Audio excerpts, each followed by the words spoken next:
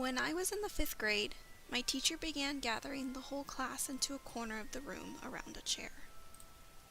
As the class sat down, Mrs. C pulled a thin novel out of her bag. Before I could get a good look at the book's title, she had already opened it and placed it on her lap. She waited until the final hums and murmurs of the class ended, and began reading. "Chapter 1, she said. The Boy Who Lived. Mr. and Mrs. Dursley of number 4 Privet Drive were proud to say that they were perfectly normal, thank you very much. They were the last people you'd expect to be involved in anything strange or mysterious, because they just didn't hold with such nonsense. Mrs. C continued through the first chapter, realizing that she had our undivided attention. A low, rumbling sound had broken the silence around them. It grew steadily louder as they looked up and down the street for some sign of a headlight. It swelled to a roar as they both looked up into the sky, and a huge motorcycle fell out of the air and landed on the road in front of them. By the end of the first chapter, we begged for Mrs. C to continue on. I remember her smiling and telling us we could get to chapter 2 tomorrow. We groaned and she chuckled because she knew she had us hooked. Looking back, I have to wonder, what did I connect to? What do we all connect to when we read about the boy who lived? I began to devour all of the books, and once I caught up, I anxiously awaited releases from book to book. I remember pre-ordering and rereading each book in anticipation of the new one. I recall attending midnight release parties at bookstores along with others that were dressed up and celebrating the continuation of Harry's story. Through the years, I inhaled everything Harry Potter. I would read through the ever-lengthening novels in hours, not patient enough to wait and find out what happened next. I know I wasn't the only one. A growing fandom emerged, and the moniker Potterhead was born. Theories, fan fiction, art, it was all created over the span of a few short years from the release of the first book. Millions around the world were infected, and the only cure was more Harry Potter. Cue the movie releases. In 2001, Harry Potter and the Sorcerer's Stone came in number 1 in the domestic and worldwide box office, grossing almost $1 billion by the end of its theatrical run. And I know that I contributed to the viewership. But what does this young boy with a lightning-shaped scar have that others do not? Perhaps we should ask Luke Skywalker. Connections started to be drawn between one major cash-producing franchise and another. Writers and journalists started to see the connection between Harry Potter's journey and Luke's, called the hero's journey. The hero's journey, simply stated, is the common template of a broad category of tales that involve a hero who goes on an adventure and in a decisive crisis wins a victory and then comes home changed or transformed.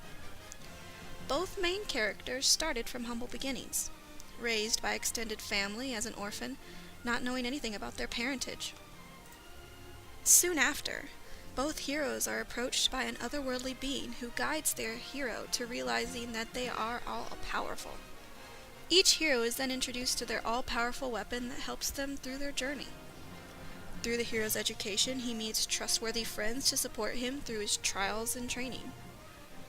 Through several plot twists, both heroes face obstacles meant to distract and disarm them through their final destination to defeat the evil that they are personally meant to conquer. While I agree that the hero's journey is a recipe for success, there has to be more to it than that. We marveled at the mystery, but we were connected to the fact that these 11-year-olds, someone our age, could have that much power and control over their lives. These children characters were well developed and instantly relatable to us, whether it be someone who felt bullied, someone who felt poor, someone who felt completely out of place within their environment, or simply felt like an outsider in general. It was as if our emotions were being validated as children. We were being heard. Another major component that created a connection to my generation of readers is that we grew up with this famous trio. We were always reading about our own age group. Among most things, letting our imaginations wander into the realm of magic and mystery as a getaway was the most enticing. As kids with unlimited imagination, this was amazing. We immersed ourselves in the world that J.K. Rowling created. We could see and feel being a part of that world. And all that became possible with the creation of the wizarding world of Harry Potter. In fact, so many people turned out for the opening, the park wasn't prepared. This photo was taken by the Orlando Sentinel and depicts the lines of people waiting to enter the Islands of Adventure theme park, wrapping clear around Universal City Walk.